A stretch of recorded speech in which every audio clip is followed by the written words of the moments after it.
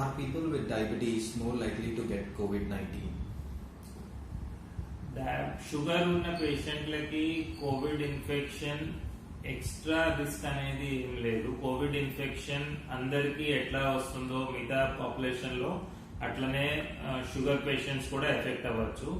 కానీ important sugar కి ఎందుకు అంటే కోవిడ్ వచ్చిన వాళ్ళలో సివియర్ ఇన్ఫెక్షన్ అనేది వాళ్ళకి బ్యాక్గ్రౌండ్ షుగర్ ఉన్న వాళ్ళలో సివియర్ కోవిడ్ ఇన్ఫెక్షన్ వచ్చే ఛాన్స్ ఎక్కువ ఉంది. అంతేగాని కోవిడ్ ఇన్ఫెక్షన్ డయాబెటీస్ వాళ్ళకి స్పెషల్ గా అట్రాక్ట్ అవుతుంది అనేది అయితే ఏం లేదు, అట్లా ఏం జరగదు. Do people with diabetes have a higher chance of serious complications from COVID-19? COVID-19 వచ్చిన వాళ్ళలో ఇప్పటి వరకు డేటా ప్రకారం డయాబెటీస్ ఉన్న వాళ్ళకి కొంచెం సీరియస్ డిసీజ్ రావటము, వెంటిలేటర్ రిక్వైర్మెంట్ ఎక్కువ ఉండటము, హాస్పిటల్లో ఎక్కువ కాలం ఉండాల్సిన అవసరం రావటము, లేక ఆక్సిజన్ రిక్వైర్మెంట్ ఎక్కువ ఉండటము, అట్లా సీరియస్ డిసీజ్ ఉండే రిస్క్ ఉంటుంది. ఇది ఎట్లాంటి ఫ్యాక్టర్స్ మీద ఆధారపడి ఉంటుందంటే బ్యాక్గ్రౌండ్ లో మీ షుగర్ ఎంత కంట్రోల్లో ఉంది, షుగర్ కాంప్లికేషన్స్ ఏమేమి ఉన్నాయి, షుగర్ వచ్చి ఎంత కాలం అయింది, సో దాని మేనేజ్మెంట్ దాని ఇష్యూస్ వల్ల ఈ డిసీజ్ ఇది మారుతుంది. ఇంతకుముందు కొంచెం డేటా బట్టి కొంచెం చనిపోయిన వాళ్ళలో కూడా కొంచెం షుగర్ ఉన్న వాళ్ళు ఎక్కువ చనిపోయే రిస్క్ ఉంది అని చెప్పి హై రిస్క్ కేటగిరీ కింద దీన్ని కన్సిడర్ చేస్తారు. సో షుగర్ ఉన్న వాళ్ళకి సీరియస్ కోవిడ్ రావటం మాత్రం కొంచెం కామన్, ప్లస్ వాళ్ళకి మోర్టాలిటీ రిస్క్ కూడా కొంచెం ఎక్కువ ఉంటుంది దాంట్లో. Are the risks different for people with diabetes type 1 and type 2? మామూలుగా షుగర్ అనేది రెండు రకాలుగా డివైడ్ చేస్తాం, టైప్ 1 అండ్ టైప్ 2. టైప్ 1 పిల్లల్లో స్టార్ట్ అవుతుంది, వాళ్ళకి చిన్నప్పటి నుంచే ఇన్సులిన్ ఇవ్వటం అవసరం పడుతుంది. టైప్ 2 అనేది పెద్ద అయిన తర్వాత వస్తుంది, వాళ్ళకి టాబ్లెట్స్ ప్లస్ అవసరమైతే ఇన్సులిన్ కూడా ఇస్తాం, అది టైప్ 2 అంటారు. కోవిడ్ ఇన్ఫెక్షన్ ఇప్పటి వరకు యాక్చువల్లీ ఎఫెక్ట్ అయిన డయాబెటీస్ మెజారిటీ పాపులేషన్ మొత్తం టైప్ 2 డయాబెటీస్ ఎఫెక్ట్ అయింది. పిల్లల్లో ఉండే ఈ టైప్ 1 డయాబెటీస్ వల్ల అట్లా ఏం ఎఫెక్ట్ అవ్వలేదు. కానీ డయాబెటీస్ కంట్రోల్ ఇతరులు టైప్ 1 కానివ్వండి, టైప్ 2 కానివ్వండి, ఎవరికైనా కానీ షుగర్ కంట్రోల్ సరిగ్గా లేదు అంటే సిస్టమ్ సరిగ్గా పనిచేయదు. బాడీలో ఆర్గన్స్ కానివ్వండి, మిగతా పారామీటర్స్ అన్ని కొంచెం డిస్ఫంక్షన్ ఉంటాయి. సో అట్లాంటి వాళ్ళకి కొంచెం కోవిడ్ ఇన్ఫెక్షన్ సివియర్ గా ఉంటుంది. సో స్టడీస్ వైజ్ అయితే ఇప్పటి వరకు టైప్ 1 లో ఎక్కువ కోవిడ్ వచ్చింది లేదు, వాళ్ళకి సపరేట్ గా టైప్ 2 కంటే ఏమన్నా తేడా ఉంది అనేది అయితే ఏం లేదు. కానీ డయాబెటీస్ కంట్రోల్ ఎట్లా ఉంది అనే దాన్ని బట్టి ఫర్దర్ గా మేనేజ్మెంట్, ఫర్దర్ గా రిస్క్ ప్రొఫైలింగ్ జరుగుతుంది. Do I need to worry about DKA, diabetic ketoacidosis? ఎప్పుడైనా బాడీలో ఇన్ఫెక్షన్ వచ్చింది అంటే షుగర్ ప్రొడక్షన్ కొంచెం మెకానిజమ్స్, ఇన్సులిన్ ఇవన్నీ చాలా మారుతాయి. సో వాటి వల్ల ఏమవుతుంది అంటే పూర్లీ కంట్రోల్, ఇంతకుముందు సరిగా కంట్రోల్ లేని వాళ్ళకి రిస్క్ ఎక్కువ అయ్యి గ్లూకోజ్ ఎక్కువ అయ్యి, గ్లూకోజ్ బాడీలో ఎక్కువ అయింది అంటే యాసిడ్ గా ఫామ్ అయ్యే రిస్క్ అవుతుంది. దాన్ని డయాబెటిక్ కీటోయాసిడోసిస్ అంటాం. సో ఇది టైప్ 1s లో ఎక్కువ కామన్, టైప్ 2s లో కూడా జరుగుతుంది. సో కోవిడ్ అనేది కొంచెం సివియర్ ఇన్ఫెక్షన్ కాబట్టి ఇట్లా సివియర్ ఇన్ఫెక్షన్ వచ్చిన వాళ్ళకి ఇంతకు ముందు సరిగా కంట్రోల్ లేదు, వాళ్ళు టాబ్లెట్స్ అవి సరిగా వాడలేదు, ఇన్సులిన్ సరిగా పెట్టుకోలేదు, మానిటరింగ్ సరిగా లేదు అంటే వాళ్ళకి డయాబెటిక్ కీటోయాసిడోసిస్ వచ్చే రిస్క్ చాలా ఎక్కువ ఉంటుంది. మామూలుగా కోవిడ్ వల్ల వచ్చే ప్రాబ్లం కన్నా కీటోయాసిడోసిస్ యాడ్ అయింది అంటే ఇంకా కొంచెం ప్రాబ్లం ఎక్కువ అవుతుంది, ఎందుకంటే మేనేజ్మెంట్ వైజ్ ఇంకా కొంచెం కాంప్లికేషన్స్ అవి ఎక్కువ ప్రాబ్లమ్స్ వస్తాయి. సో మనకి కంట్రోల్ బాగుంది అంటే పెద్ద ఇష్యూ లేదు, కానీ కంట్రోల్ బాగలేదు అంటే మాత్రం ఈ డీకే రిస్క్ ఎప్పుడైనా కానీ డయాబెటిక్ పేషెంట్స్ కి ఉంటుంది, ఏ ఇన్ఫెక్షన్ వచ్చినా కానీ. Does COVID-19 causes diabetes? ఇప్పటి వరకు చాలా మటుకు కొన్ని పేపర్స్ వచ్చాయి వీటి గురించి. కోవిడ్ వచ్చిన వాళ్ళ కోవిడ్ వచ్చి ఇన్ఫెక్షన్ వచ్చి తగ్గిపోయిన వాళ్ళకి తర్వాత కొంచెం కొంచెంగా షుగర్ బయటపడటం కనపడుతోంది. కోవిడ్ ఇన్ఫెక్షన్ యాక్చువల్లీ లోపల ప్యాంక్రియాస్ లో బీటా సెల్స్ అనేవి ఇన్సులిన్ ప్రొడ్యూస్ చేస్తాయి. సో దాని వల్ల వచ్చిందా, లేక సివియర్ కోవిడ్ వచ్చిన వాళ్ళకి చాలా మటుకు స్టిరాయిడ్స్ అనే మందులు వాడతారు. సో ఈ స్టిరాయిడ్స్ వాడినప్పుడు కూడా గ్లూకోజ్ పెరుగుతుంది. సో దీని వల్ల వచ్చిందా, లేక ఓన్లీ ఇన్ఫెక్షన్ వచ్చి స్ట్రెస్ వచ్చి దాని తర్వాత గ్లూకోజ్ పెరగటం జరుగుతుంది. సో దాని వల్ల వచ్చిందా అనేది తెలీదు. కానీ ఈ 4-5 కారణాల వల్ల ఏమవుతుంది అంటే కోవిడ్ వచ్చిన వాళ్ళకి షుగర్ రిస్క్ తర్వాత కొంచెం ఎక్కువగా అబ్జర్వ్ చేస్తున్నాము. షుగర్ కొత్తగా తెలియటం ఒకటి, పాత ఉన్న వాళ్ళకి కంట్రోల్ తప్పిపోవడం రెండోది. సో అది కూడా చాలా మటుకు జరుగుతుంది. కోవిడ్ వచ్చిన తర్వాత ఈ సిస్టమ్ మొత్తం డిస్టర్బ్ అయ్యేసరికి ఏమవుతుంది అంటే ఈ ఇంతకు ముందు ఏదేది వాడుతున్నారో టాబ్లెట్ కానివ్వండి, ఇన్సులిన్ కానివ్వండి, వాటి రిక్వైర్మెంట్ మారుతుంది, వాటి డోసులు ఎక్కువ అవసరం పడతాయి. సో అట్లా జరుగుతుంది. కొన్నిసార్లు కొంతమందికి వ్యాక్సిన్ వేసుకున్న తర్వాత కూడా కొంచెం షుగర్స్ డిస్టర్బ్ అవుతున్నాయి, కొంచెం ఎక్కువ ఫ్లక్చుయేట్ అవుతున్నాయి.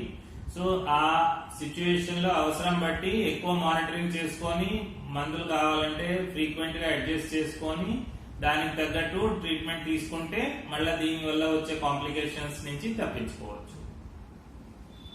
What are the symptoms and warning signs I should be watching out for? Normally sugar control సరిగ్గా లేదు అంటే ఎక్కువ బాడీలో హైపర్ గ్లైసీమియా సిమ్టమ్స్ ఏముంటాయి అంటే మూత్రం ఎక్కువ రావటము, ఆకలి ఎక్కువ వేయటము, నీరసం ఎక్కువ ఉండటము, లేక ఓపిక లేదనిపించటము, ఇట్లాంటి కంప్లైంట్స్ అన్ని ఉంటాయి. మిగతా లో షుగర్ కంప్లైంట్స్ అయితే ఏంటంటే చెమటలు ఎక్కువ పోయటము, నీరసం ఉండటము, ఆకలేయటము, ఇట్లాంటివి లో షుగర్ సిమ్టమ్స్ ఉంటాయి. మీరు లో షుగర్ వి హై షుగర్ వి కొన్ని సిమ్టమ్స్ రెండింటి మధ్యలో కామన్ గా ఉంటాయి. సో ఇంపార్టెంట్ ఏంటంటే ఈ షుగర్ ఉన్న పేషెంట్స్ ప్లస్ కోవిడ్ వచ్చింది, ఏదైనా ఇన్ఫెక్షన్ వచ్చింది అంటే ఇంటి దగ్గర ఒక గ్లూకోమీటర్ పెట్టుకొని ఫ్రీక్వెంట్ గా మానిటర్ చేసుకుంటేనే మనకి ఏ సిమ్టమ్ దేని వల్ల వచ్చింది, దానికి ట్రీట్మెంట్ ఎట్లా, దానికి ఏమేమి కరెక్టివ్ యాక్షన్స్ తీసుకోవాలి అనేది తెలుస్తుంది. సో మీరు ఇంపార్టెంట్ గా ఏమేమి చూసుకోవాలి అంటే మీకు షుగర్ రిలేటెడ్ అయితే ఈ సిమ్టమ్స్, కోవిడ్ రిలేటెడ్ అయితే మీకు ఫీవర్ ఎట్లా ఉంది, బ్రెత్లెస్నెస్ ఎట్లా ఉంది, దగ్గు ఎట్లా ఉంది, ఆక్సిమీటర్ లో సాచురేషన్ ఎట్లా ఉంది. సో ఇవన్నీ కోవిడ్ రిలేటెడ్ మానిటరింగ్ చేసుకోవాలి. సో షుగర్ రిలేటెడ్ మానిటరింగ్ ఏమో మీకు గ్లూకోమీటర్ అవసరం లేదు, కోవిడ్ కేమో ఆక్సిమీటర్ అవసరం. ఈ రెండు పెట్టుకొని రెగ్యులర్ మానిటరింగ్ చేసుకొని మీ డాక్టర్ తోటి కన్సల్ట్ చేస్తే దాన్ని బట్టి కరెక్టివ్ యాక్షన్ తొందరగా తీసుకోగలరు. What should I do if I think I am developing symptoms of COVID-19? COVID-19 symptoms generally ఏమేమి ఉంటాయంటే ఫీవర్ ఉంటుంది, దగ్గు ఉంటుంది, జలుబు ఉంటుంది, లేదు స్మెల్ లో వీటిలో డిస్టర్బెన్స్ ఉంటాయి, తెలిసిన వాళ్ళు చుట్టుపక్కల వాళ్ళు ఇంకెవరికైనా కానీ కోవిడ్ వచ్చింది కాంటాక్ట్ అయ్యారు. సో ఈ సిమ్టమ్స్ అన్ని ఉంటాయి. మీకు అట్లాంటివి ఏమైనా ఎర్లీ సిమ్టమ్స్ కనుక అనిపిస్తే ఫస్ట్ ఇంపార్టెంట్ థింగ్ ఏంటంటే సెల్ఫ్ ఐసోలేషన్ అనేది చాలా అవసరం. ఎందుకంటే సిమ్టమ్స్ మొదలయ్యే స్టేజ్ లోనూ ఎర్లీ డేస్ లోనే ఇన్ఫెక్టివిటీ ఎక్కువ ఉంటుంది, మిగతా వాళ్ళకి ఎక్కువ ట్రాన్స్మిట్ అయ్యే ఛాన్స్ ఉంటుంది. సో ఆ టైంలో సెల్ఫ్ ఐసోలేషన్ లో ఉండాలి, మిగతా వాళ్ళతోటి ఏ ఆబ్జెక్ట్స్ టచ్ లో ఉండకూడదు. మీరు సైడ్ బై సైడ్ మానిటరింగ్ కూడా చేసుకోవడం మొదలు పెట్టాలి. ఫీవర్ గురించి, ఆక్సిజన్ గురించి, వీటి గురించి మానిటరింగ్ చేసుకోవాలి. సెల్ఫ్ ఐసోలేషన్ ప్లస్ మానిటరింగ్ ఈ రెండు చాలా చాలా important. What are the emergency warning signs and what should I do if I am experiencing them?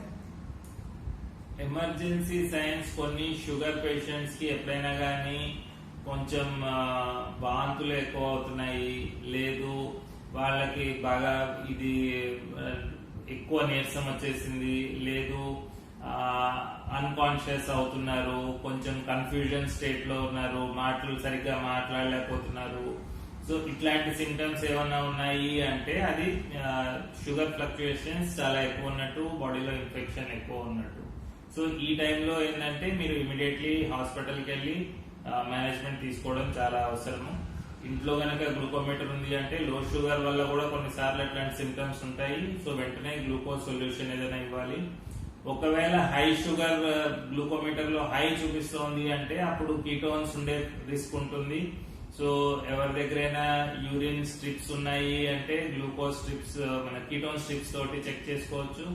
లేదు మనం గ్లూకోమీటర్ తోటి ఎట్లా టెస్ట్ చేస్తామో ప్లాస్మా తోటి క్యాపిలరీ గ్లూకోజ్ తోటి కూడా కీటోన్స్ చెక్ చేసుకోవచ్చు. కానీ ఇట్లాంటి న్యూరలాజికల్ కంప్లైంట్స్ ఏమున్నా కానీ వెంటనే హాస్పిటల్ కి అడ్మిట్ అవ్వడం చాలా మంచిది. What are the factors that healthcare providers caring for a COVID-19 patient can consider before allowing patients to self-test using a home use blood glucose meter? Usually చాలా మటుకు Covid infection mild and moderate గానే ఉంటుంది. Mild moderate 90% people కి mild moderate లోనే ఉంటుంది. వాళ్ళు కొంచెం careful గా ఉండి జాగ్రత్తలు తీసుకొని రెగ్యులర్ డాక్టర్ తోటి సలహా తీసుకొని ఇంటి దగ్గరే వాళ్ళ షుగర్ ని వాళ్ళ కోవిడ్ ని మేనేజ్ చేసుకోవచ్చు. Only 5 to 10% people K severe గా వస్తుంది. వాళ్ళకి అడ్మిషన్ అవసరం పడుతుంది, ఆక్సిజన్ అవసరం పడతాయి, మిగతా డ్రగ్స్ అవసరం పడతాయి. ఇంటి దగ్గర మానిటరింగ్ చేసుకోవాలి అని అనుకునే వాళ్ళకి వాళ్ళ కంట్రోల్ సరిగ్గా ఉందా, వాళ్ళు అన్ని చేసుకోగలరా, వాళ్ళకి సపోర్ట్ సిస్టమ్స్ అన్ని ఉన్నాయా, వాళ్ళు ఫ్రీక్వెంట్ గా కాంటాక్ట్ అవ్వగలరా డాక్టర్ ని, ఇట్లాంటివన్నీ చూసి అప్పుడు హోమ్ మానిటరింగ్ అడ్వైస్ చేస్తాము. సో అవన్నీ చేసుకొని రెగ్యులర్ ఫీడ్బ్యాక్ ఇస్తున్నారు అంటే దాన్ని బట్టి డోసేజెస్ కానివ్వండి డ్రగ్స్ కానివ్వండి మోడిఫై చేసి దాన్ని బట్టి పేషెంట్ ని ఇంటి దగ్గరే బాగు చేసుకోవచ్చు. Can I take vaccine?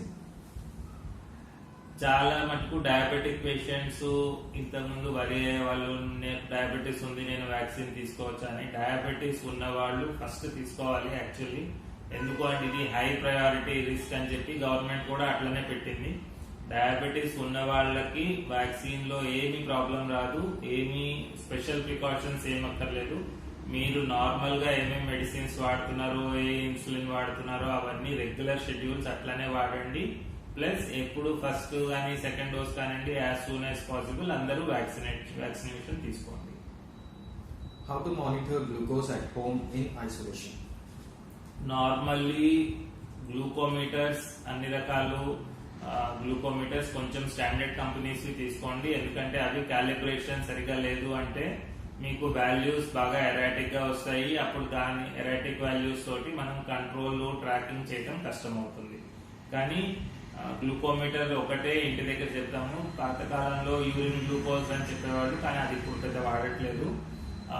Continuous monitoring systems కొన్ని ఉన్నాయి. ఒక వారం రోజులు 3 రోజులు 2 వారాలు కంటిన్యూస్ గా మానిటర్ చేసేది అదైనా వాడచ్చు. దాంతో డేటా తీసుకొని అది మళ్ళీ డాక్టర్ కి ట్రాన్స్మిట్ చేస్తే దాన్ని బట్టి ఫీడ్బ్యాక్ చూసి ఏదైనా మీకు డోసేజ్ అడ్జస్ట్మెంట్స్ చేయడం జరుగుతుంది. So normally glucometer standard company పెట్టుకొని చెక్ చేసుకోవడం మాత్రం యూజువల్లీ ఫాస్టింగ్ ఒకటి చెక్ చేస్తాను, తినక ముందు తిన్న తర్వాత చెక్ చేయాలి. ర్యాండమ్ గా మాత్రం జనరల్లీ అవాయిడ్ చేయండి. సిమ్టమ్స్ ఏమైనా ఉంటేనే ర్యాండమ్ షుగర్ చెక్ చేయండి. ఎందుకంటే ర్యాండమ్ గా చేసిన వాల్యూస్ తోటి మనం ట్రీట్మెంట్ అడ్జస్ట్మెంట్ చేయలేము. Which vaccine is better for diabetic patients? మనకి ఇప్పుడు ఉన్నవి 2-3 వ్యాక్సిన్స్ అవైలబుల్ ఉన్నాయి ఇండియాలో. స్పెసిఫిక్ గా డయాబెటిక్స్ కోసం అని చెప్పి ఒక సపరేట్ వ్యాక్సిన్ బెటరు, ఇది తక్కువ పనిచేస్తుంది అది ఎక్కువ పనిచేస్తుంది అని అట్లాంటి స్టడీస్ ఏం లేవు. సో ఏదైనా కానీ కోవిషీల్డ్ కానివ్వండి, కోవాక్సిన్ కానివ్వండి, స్పుట్నిక్ కానివ్వండి, ఏది దొరికితే అది వేయించుకోండి. మూడిట్లోనూ డయాబెటిక్ పేషెంట్స్ కి ఏది డిఫరెన్స్ లేదు. Any dietary modification for the COVID in diabetes? Normally sugar patients కి ఉండే డైటరీ రిస్ట్రిక్షన్స్ వర్తిస్తాయి.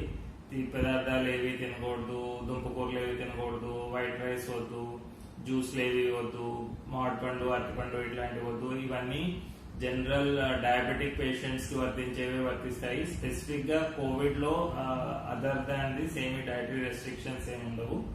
ఇంపార్టెంట్ థింగ్ ఏంటంటే కొంచెం ఇన్ఫెక్షన్ వచ్చి రికవర్ అయ్యేటప్పుడు న్యూట్రిషన్ రిక్వైర్మెంట్స్ మారుతుంటాయి. సో ఆ టైంలో కొంచెం హై క్యాలరీస్ వెళ్ళాలి, కానీ షుగర్ కూడా ఎక్కువ వెళ్ళకూడదు. సో దాన్ని బట్టి కొంచెం కేర్ఫుల్ గా ఉండి న్యూట్రిషనిస్ట్ ప్రిస్క్రిప్షన్ తీసుకొని దాన్ని బట్టి మాడిఫై చేసుకొని డైట్ రెగ్యులర్ గా తీసుకోవాలి. ఇన్సులిన్ అది వాడుతున్న వాళ్ళు లేదు అపిటైట్ తక్కువైంది దాన్ని బట్టి కొన్నిసార్లు ఇన్సులిన్ డోసులు మార్చాల్సి వస్తుంది, లేదా టాబ్లెట్స్ డోస్ మార్చాల్సి వస్తుంది.